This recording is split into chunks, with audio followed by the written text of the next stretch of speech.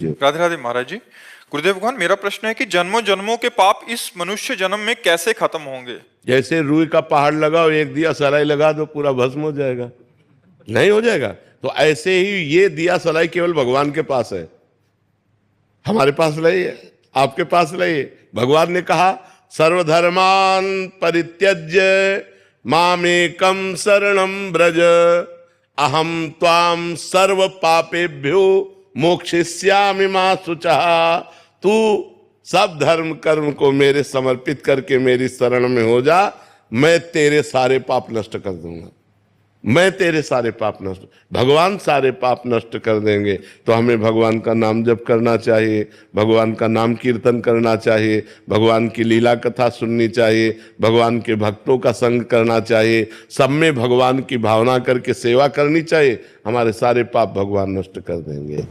कभी गृहस्थ जीवन में रह के कभी कभी कुछ ना कुछ मुश्किलें आती है, मतलब ध्यान ऐसे भटक जाती है। नहीं, मुश्किल बच्चे हैं, ध्यान भटकता तो सबका है और मुश्किलें सबके आती हैं, आपकी ही बात नहीं है। हर मुश्किल से लड़ने के लिए हमें मनुष्य जन्म मिला है, भागने के लिए नहीं। सबके पास मुश्किलें हैं, चाहे बाबा जी हो, चाहे गृहस्थ हो, चाहे जवान हो, चाहे बूढ़ा हो, चाहे स्त्री हो, चाहे पुरुष हो। कोई ऐसा नहीं जिसके जीवन में मुश्किलें ना हो। क्यों भाई, तुम मुश्किल रहित हो क्या? हम भी मुश्किल में है, तुम भी मुश्किल में हो, लेकिन हम मुस्कुराते हैं, तुम चिंता में हो। मुस्कुराहट बनी रहे मुश्किलों में, इसीलिए मनुष्य शरीर मिला है। और वो तभी हो सकता है जब भगवान से जुड़े हो।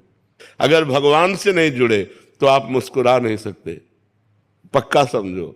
भारी से भारी विपत्ति और दुख में भी जो मुस्कुरा के कदम बढ़ावे वही तो मनुष्य है। जब भगवान को विपत्ति मिली तो हम इंसान को क्यों नहीं मिल सकती? राम जी को सुबह राज्य मिलना था और सामय के 14 वर्ष का वनवास मिला। थोड़ा विचार करो कि अगर हमारे पास ऐसी विपत्ति हो तो जीना मुश्किल हो जाए। सुबह चक्रवर्ती राजा बनना है और शाम के नंगे पैर वनवासी वेश 14 वर्ष किसी ग्राम में नहीं जाना। 14 वर्ष तक वनवास, कंदमूल फल पे जीना, कभी रोटी दाल नहीं खाना। तापस वेश विशेष उदासी 14 वर्ष राम वनवास। कितना बड़ा कष्ट भगवान को झेलना पड़ा। फिर हम इस मृत्यु लोक में जन्म लेकर मनुष्य होकर, ऐसी समस्याएं तुम्हारे पास है नहीं। बहुत छोटी छोटी समस्याएं आती हैं, उन समस्याओं का समाधान हम विवेक के द्वारा कर सकते हैं, हम भजन के द्वारा कर सकते हैं। हर समस्या का समाधान भगवान है। अगर हम भगवान से जुड़े, भगवान का नाम जप करें तो हमारे अंदर ऐसी बुद्धि आएगी कि हम लड़ सकते हैं, हम जी सकते हैं, हम दुख में भी जी सकते हैं। तो यही कला आप भी सीख सकते हो। खूब नाम जप करो, भगवान से चित्त को जोड़ो। मरना तो है ही यार, एक दिन तो मरना ही है सबको। रो रो के क्या मरना है यार, आनंद पूर्वक। आज हमें दुख है तो मुस्कुरा के जीते, कल सुख आ जाएगा, अपने आप आ जाएगा। जैसे दिन है वैसे ही रात, रात आई दुख, दिन आया सुख, ये एक क्रम चलता रहता है। दुख सदैव कोई दुखी नहीं रहता और सदैव कोई सुखी नहीं रहता। सब दिन होत ना एक समान, दिन बदलते रहते हैं। तो हमें चाहिए मुश्किलों में हम कमर कस ले कि अब मुश्किल आई है, अब मुझे भगवान का सहयोग लेकर इसे जीतना है, इससे हारना नहीं है। मनुष्य शरीर मिला है गलतियों को सुधारने के लिए और मुश्किलों को संभालने के लिए। हमारी जो मुश्किलें आए उनको हम विवेक के द्वारा संभालें, उनसे लड़ें, उस संघर्ष करें और संघर्ष में हम विजयी होंगे। क्योंकि भगवान का हम भजन करते हैं और भगवान का भजन नहीं करते तब तो डूब जाओगे, फिर तो मुश्किलें चाट जाएंगी। अगर भगवान का भरोसा है और भगवान का भजन है तो बड़ी से बड़ी मुसीबत से भी निकल जाओगे, पक्की बात समझो। अध्यात्म शक्ति देता है। हाँ, आज अगर हम आपके सामने बोल रहे हैं, हंस रहे हैं और जी पा रहे हैं तो सच्ची मानो, शपथ पूर्वक कहते हैं, कसम पूर्वक कहते हैं कि केवल हम प्रभु की शरण में तो हम जी पा रहे, नहीं जी नहीं पा सकते थे। और अब मस्त रहते हैं क्योंकि प्रभु की शरण में मरना तो एक दिन है ही यार, है? बिल्कुल मस्त रहना चाहिए। मनुष्य जीवन मस्ती के लिए मिला है। वो मस्ती तभी रहेगी जब भगवान से जुड़ोगे। अगर भगवान से नहीं जुड़े तो मस्त नहीं रह सकते। परिक्रमा कब पूरी? शालू गुप्ता जी, ग्रेटर। राधे राधे महाराज जी। महाराज जी, मन को सच्ची खुशी और शांति का एहसास कब और कैसे होता है? जब भगवान का साक्षात्कार हो जाता है या शुद्ध ज्ञान हो जाता है। श्रद्धावान लभते ज्ञानम तत्परा संयतेन्द्रिया ज्ञानम लब्ध्वा पराम शांति। मचिराणाधिगच्छति। ज्ञानम लब्ध्वा, जब ज्ञान प्राप्त हो जाता है अपने स्वरूप का तो परम शांति का अनुभव होता है, और जब भगवान की प्राप्ति हो जाती है तो चरम और परम सुख का अनुभव होता है। जो आनंद सिंधु सुख राशि, भगवान सुख के समुद्र हैं, और जब भगवान मिलते हैं तभी परम शांति और परम सुख का अनुभव होता है। इसलिए जीव को पापाचरण छोड़ करके धर्म पूर्वक आचरण करते हुए खूब नाम जप करते हुए अपना जीवन व्यतीत करना चाहिए। ये जीवन भगवान की प्राप्ति के लिए, ये जीवन सुख की प्राप्ति के लिए। देखो हर आदमी प्रयास कर रहा है सुख के लिए, आप विचार करके देखो, कोई दुख के लिए प्रयास करता है क्या? लेकिन सब अशांति में है। अशांतस्य कुतः सुखम, जो अशांत है वो सुखी कैसे हो सकता है? सब अशांत है, और अशांति का मूल कामना है, और कामना का मूल अज्ञान है। जब तक अज्ञान रहेगा तब तक शांति और सुख नहीं मिल सकते। चिंता, शोक, भय, कामना ये सताते रहते हैं। ओवर थिंकिंग में जीव परेशान है, नहीं परेशान है? तो जब तक भगवान का भजन नहीं होगा, अध्यात्म से नहीं जुड़ोगे, तब तक सुख और शांति का अनुभव नहीं हो सकता। कुछ भी कर लो। जहाँ आप बैठे, यहाँ एक वयोवृद्ध आकर बैठे थे और उन्होंने कहा मुझे कई मेडल प्राप्त है भारत सरकार से और खूब वैभव है, लेकिन मैं डर रहा हूँ कि अब मैं मरूंगा सब छूट जाएगा, इसका कोई उपाय है?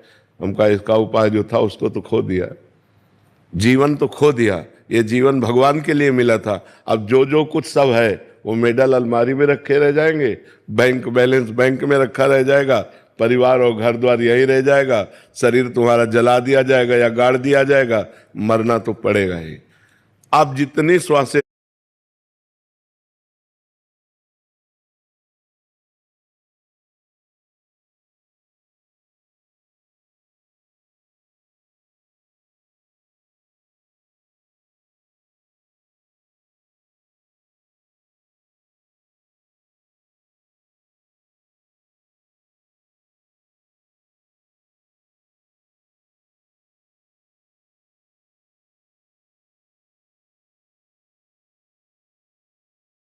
बची, राधा राधा कह लो अगर सुख चाहते हो, सुख और शांति अच्छा अपने को पता नहीं है कि हम 70 वर्ष के होके ही मरेंगे कि 80 वर्ष के होके मरेंगे। 8 मिनट में मर सकते हैं, बैठे बैठे मर सकते हैं। जरा सा दिल फेल हुआ और आदमी मर गया। इसलिए हमें लगता है कि हमें भययुक्त होकर भगवान की शरण में जाना चाहिए। भय मुक्त होने के लिए भययुक्त होकर, कोई नहीं है जो हमारी रक्षा कर सके। मृत्यु से कोई रक्षा नहीं कर सकता। फिर जब मृत्यु सब कुछ हरण कर लेगी तो हमारे पास रहा क्या? विवेक से देखो, भजन किया नहीं, अब हम परलोक में जाके क्या करेंगे? हमारे पास वो खर्चा नहीं है। जो धन परलोक में लगता है वो भगवान का नाम, वो तुमने लिया नहीं, तो फिर हम पिटाई करेंगे और नरक रूपी जेल में डाल देंगे, नाना प्रकार के दुख भोगना पड़ेगा। इसलिए सुख और शांति भगवान के साक्षात्कार में है, और भगवान का साक्षात्कार पापाचरण छोड़कर खूब जो भजन करता है उसको प्राप्त होता है।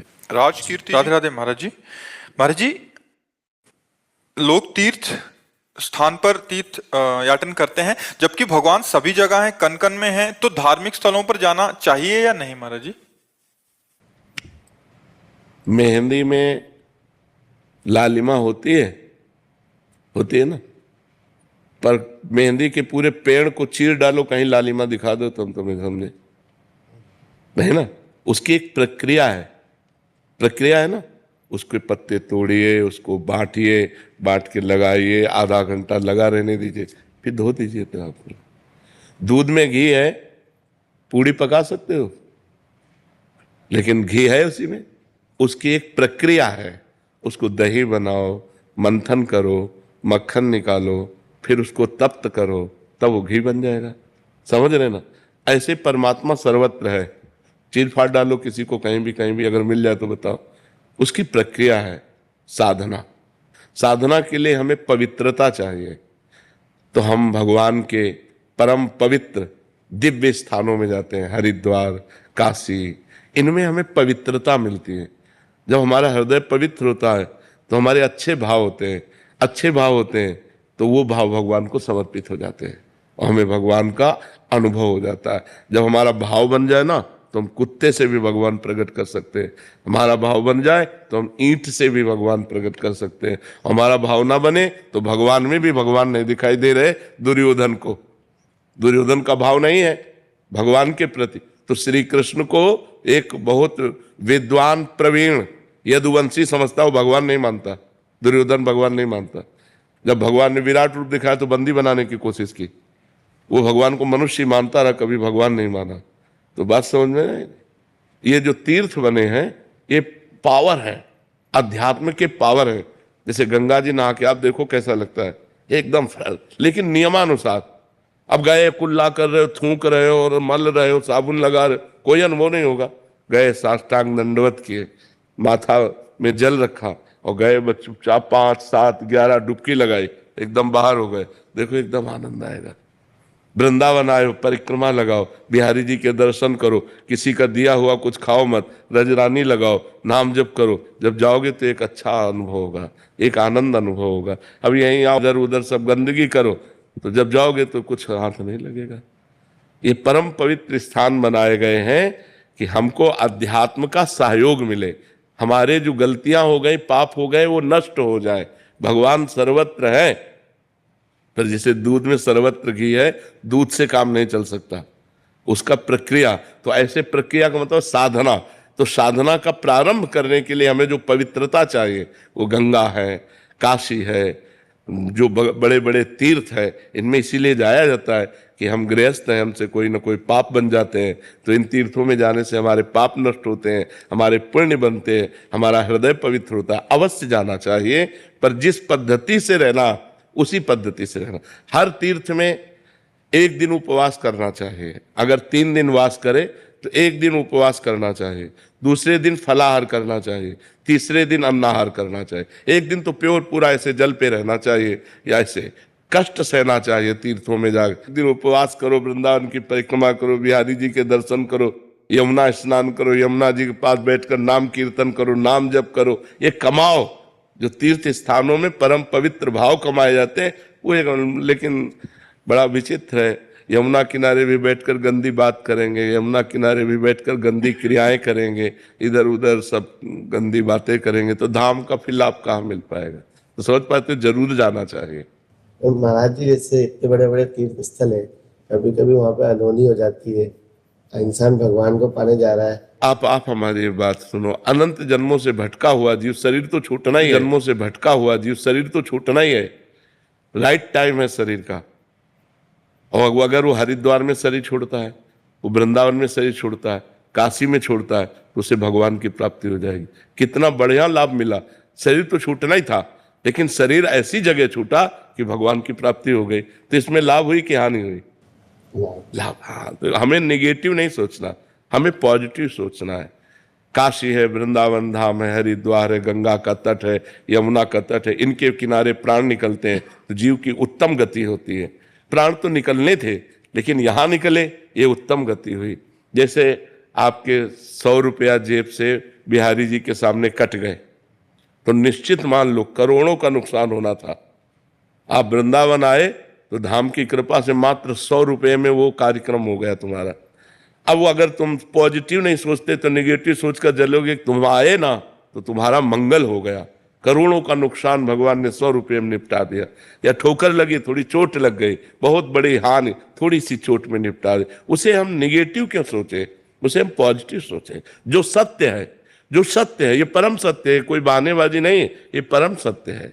एक 2 मित्र थे, एक जब सयाने हुए तो शराब पीने लगे, वो गंदे आचरण करने लगे, वैश्यागमन, जुआ खेलना, शराब पीना, ऐसे सब। और एक था रोज गंगा नहाने जाना, भजन करना, शास्त्रों का स्वाध्याय करना।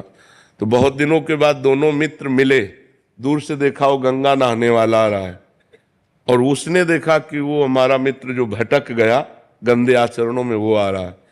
तो जो गंगा नहा के आ रहा तो एकदम नीचे देखा तो खजूर का कांटा घुस गया उसके पैर में, नंगे पैर गंगा नहाने गया था, और उसके ठोकर लगी जो पाप कर्म करता था। तो एक थैली मिली असरफियों की, तो उसने कहा रोज गंगा नहाता है, राम राम रटता है, क्या हुआ, देख खजूर का कांटा, मैं मनमानी आचरण करता हूं और देखिए थैली मिली। उसको लगा यार कि हम इतना संयम नियम से चल रहे हैं, हमें खजूर का कांटा इतना बड़ा होता है, इसलिए आज से मैं गंगा नहीं नहाऊंगा, भगवान का भजन नहीं करूंगा। तो जब किसी को संशय हो जाता है तो भगवान धर्मात्मा पुरुष का संशय निवृत्त करने के लिए कोई न कोई रूप धारण करते हैं। चाहे वो ग्रंथ रूप मिल जाए या कोई संत मिल जाए, तो भगवान एक संत के रूप में आए और कहा, बेटा तुम्हारे कांटा लग गया क्या, लाओ मैं निकाल दूं, तुम भगवान का भजन करते हो इसलिए तुम धन्य हो। तो उनका अब ये सब बातें हमको मत बताओ कि धन्य हो, धन्य वो है। तब उनका बेटा तुम्हें उसे पूर्व जन्म की बातें याद नहीं है। तुम्हारा पूर्व जन्म में इस समय तुम्हें सूली की सजा मिलनी थी, खजूर के कांटे से इसलिए निकल गई कि तुम गंगा नहाते हो, नाम जप करते हो, और इसे चक्रवर्ती सम्राट होना था। और ये अपने पाप कर्म करके बस ये आखिरी थैली है, ये जहां भोग लेगा तो इसको दुर्गति प्राप्त होगी, और तुम्हारा ये कांटा ही आखिरी है, और ये जहां हटा, इसकी पीड़ा हटी तो तुम आगे परम धाम को परम लाभ प्राप्त करोगे। तो कभी कभी वर्तमान की घटनाओं में हम लोग भगवान पर अश्रद्धा कर लेते हैं। पॉजिटिव बात हम सोचे, नहीं तो हमें भगवान की इस मंगलमय विधान में अश्रद्धा हो जाएगी, नहीं हो जाएगी। सचिन पंडित जी मथुरा से। राधे राधे। राधे राधे महाराज जी। महाराज जी, हम अपना जीवन साथी स्वयं चुने और शादी होने तक पवित्रता के साथ रहें, तो क्या ये गलत है या सच? बहुत सुंदर है, बहुत सुंदर है। दोनों शादी जब तक ना हो तब तक ब्रह्मचर्य से रहें, पर माता पिता का आशीर्वाद जरूर लें, माता पिता की अनुमति जरूर। जिस माँ ने तुम्हें गर्भ में 9 महीने रखा, तुम्हें पालन पोषण करके इतना बड़ा बनाया, उसके अधिकार को मत छीनिए। दोनों उन माँ पिता के चरणों में झुकिए कि हमने दोस्ती कर ली है और हम दोनों आजीवन के लिए पाणी ग्रहण करना चाहते हैं, आपकी अनुमति, आपका आदेश, आपका आशीर्वाद चाहिए, इतना जरूर करना चाहिए। ये जो आजकल के बच्चे हैं, मनमानी आचरण माता पिता की एक नहीं मानते हैं, वो बाद में दुख ही पाते हैं, पक्का समझ लो। जब हमारे पुराने समय में किसी का पाणी ग्रहण होता था तो गांव भर के देवता पूजे जाते थे, बड़े बुजुर्गों की पूजा की जाती थी, सबका आशीर्वाद लिया जाता था कि हमारा पाणी ग्रहण संस्कार आजीवन मंगलमय चले। और आजकल क्या है, न माँ की मानना न पिता की मानना, आज इस लड़के से बेविचार, कल उस लड़के से बेविचार, और फिर शादी, और फिर ब्रेकअप, और फिर डिवोर्स, यही सब चल रहे हैं। और क्या चल रहा है? कहीं शासन नहीं, कहीं किसी तरह की मर्यादा नहीं, घर में किसी की आनी मानती नहीं है, न मानते हैं बच्चे तो आगे चलकर शराब पीते हैं, ड्रग्स, इधर उधर बेविचार, और अगर ब्याह कर दो तो भाग जाती हैं, अगर ब्याह कर दो तो डिवोर्स कर देती हैं। मेरी वाइफ डेली मेरे से मनी की घोषणा करती है, मैं महीने में भी पैसा देता हूँ, फिर नाम भी जप करता हूँ, जैसे आप बोल रहे थे अभी कि नाम भी जप कर रहे हो और किसी को दुख भी नहीं देना, मगर बीवी को पैसा नहीं देते तो वो भी दुख में जाएगा। नहीं, ऐसे नहीं उचित। हमारी अर्धांगिनी हो, हमें 100 रुपया मिलता है, आप जानते हो 100 रुपये में परिवार भी चलाना है, आपकी कामनाएं भी पूर्ण करनी है। आपको ऐसी कोई कामना नहीं करनी जो मैं अपनी स्थिति से कर्जा लूं या कुछ गलत करूं, ऐसा नहीं कर सकता। अर्धांगिनी वही है जो अपने पति के अनुसार चले, वो ऐसी कामना करेगी ही नहीं, वो तो कोशिश करेगी कि हम पति से कोई कामना न करें, उनके ऊपर कोई भार न पड़े, वो सुखी रहें, वो प्रसन्न रहें। ऐसी पत्नी मिलना बड़े भाग्य की बात है। आज का बहुत वातावरण गंदा होता जा रहा है। तो बहुत अच्छे बच्चे हो, ब्रह्मचर्य से रहो जब तक ब्याह ना हो, और फिर माता पिता की अनुमति से ब्याह कर। महाराज जी, इसमें एक प्रश्न था महाराज जी, बहुत सारे ऐसे प्रश्न आते हैं कि